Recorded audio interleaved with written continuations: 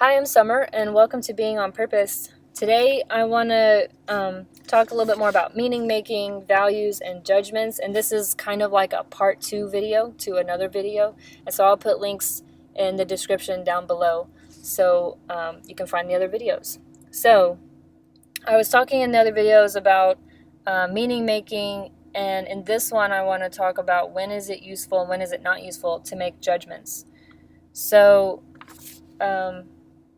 I'm also going to use the word label interchangeably with a judgment because I think judgment kind of sounds heavy, I guess, now that I think about it, but like label is also kind of equally like that's what we're doing. Whenever we meet other people or when other people meet us or we're working with, especially if we're working with a therapist or something, they're trained to throw out judgments and labels at us and label us as whatever, so many different things, right? It's called diagnosing. so, okay, so when is it useful? When is it not useful? So first I want to touch on really quickly. There's like spiritual teachers, and and I guess it's like in religion and spirituality of like never judge. We shouldn't be judgmental. Don't make judgments. And and also in my map of the world and my language too, that means don't make labels. Don't be labeling people and walking around and I see the usefulness in that is that if you label someone an idiot or you label someone irrational,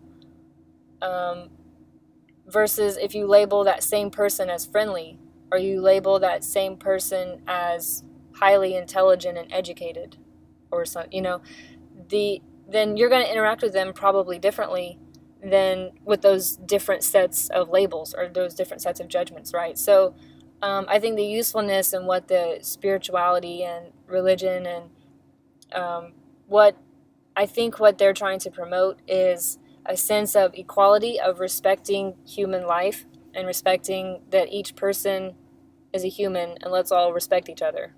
So, and that can sometimes be easier whenever we're not making so many labels and comparing us to them. So that's kind of the good side of not labeling and not judging. But now I want to get into kind of there is a dark side to never labeling or judging. Like we need our own discernment. We need to be able to make meaning about what other people are doing. And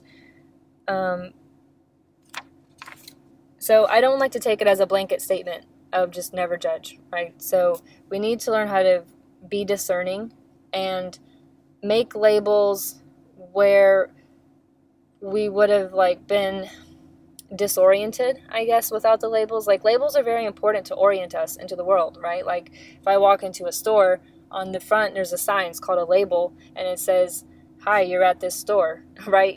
So, and it lets me know, okay, this is where I am in the world. I'm about to walk to the front door and I'm about to go shopping for whatever it is I'm shopping for. So it lets us know how we orient ourselves in the world, and then also how we're going to respond to what's happening.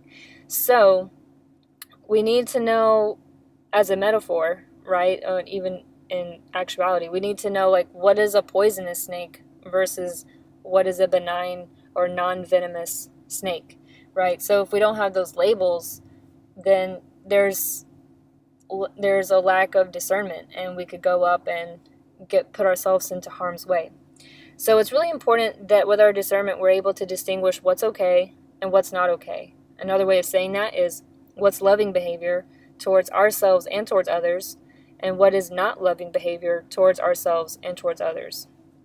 And so I'm going to list out really quickly some labels or judgments that are common lingo. And I just want to point out that before I say these words, like we have to remember these are all made up by people. These are all just someone's opinion. And then as a group, as a nation and a world, we've accepted these terms to have some common meaning so that we can have a shared reality with each other. But it's important to remember that these are essentially made up words and made up meanings. Okay, so like abuse, narcissism, gaslighting, victim, target, boundaries, authority, power, loving, right? These are some labels and judgments. Like, you'll hear me say a lot of these words on this channel a lot of the time. And so it's important to remember that what I could mean and what I'm trying to convey may be different than the meanings that you have for those words. And so it's important to be open to learning about what is the other person trying to convey. First of all, that's important. And second of all, the reason why I share these and why I'm even going over this at all is that it's very, very important that in the healing process that we're able to label what happened to us. Because, and this is just really coming from my personal experience, but also from the stories I've read and the research I've done, but it is so harmful whenever, for example, in a therapist or a hypnotist office, they say, "I really care about my clients," or "I really love my clients and I want the best for their well-being." And so that includes you if you're a client of theirs. And for me, right, it was me sitting in front of the person I was paying.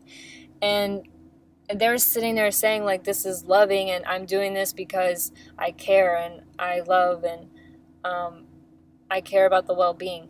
And it's not. It was abuse. And there's just something so damaging about not having labels and not being able to discern and say, no, this is abuse. This is not okay.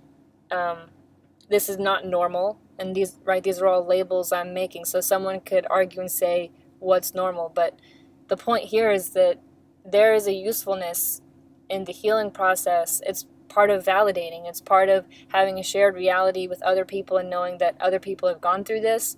There's a name for it, and you're not alone if you've experienced anything like this, and that there is, it's not okay. Abuse is not okay. And what does that look like? That's kind of the whole goal of this channel and these conversations I'm having, is to go over, well, what does it look like? What is okay? What isn't okay? And it's still up to you, like, to you, the viewer. I still want you to form your own opinions and have your own critical thinking skills. But what I'm putting up is for conversation and for saying, okay, again, what's okay, what's not okay, what's normal, what is loving behavior and what isn't loving behavior. Because too often the abuser is the one telling us that this is loving behavior when it's not. It's abuse. But they're not going to say that. They're not going to say, I'm abusing you right now. Of course they're not going to say that. They're going to say, I care about the well-being of my clients. They're going to say, this is loving. And so we can even get these mixed messages about what are these things. Well, what is loving? What is caring? What is abuse? So it's very important to have labels and to understand if we're disoriented in the world.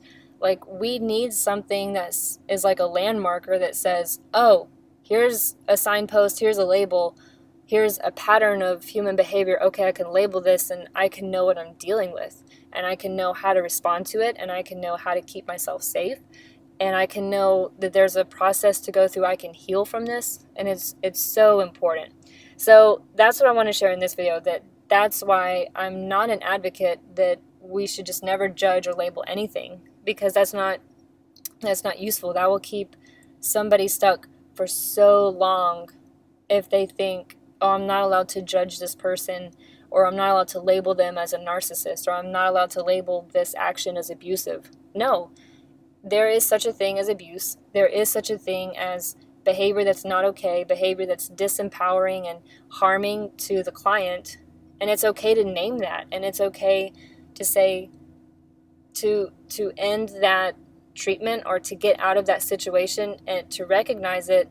And basically you can only recognize it if you have a label. So to recognize it, to have a label for it, and then you can begin to understand it and then heal from it. And so it's so important. So that's why I wanted to make this video. Okay, so with that, I'm going to leave off. If you would like to see more videos like this one, subscribe, share, comment, like, do all of those things, and I'll be putting out more videos. And until then, make sure you think for yourself, use your own discernment, develop that discernment, and know too that there are healthy practitioners and facilitators and professionals out there that you can work with. So Remember that you can always find and work with safe and healthy, good professionals, and that I always recommend that you think for yourself and don't give your power of meaning making away to someone else. So with that, till the next video, I'll see you later.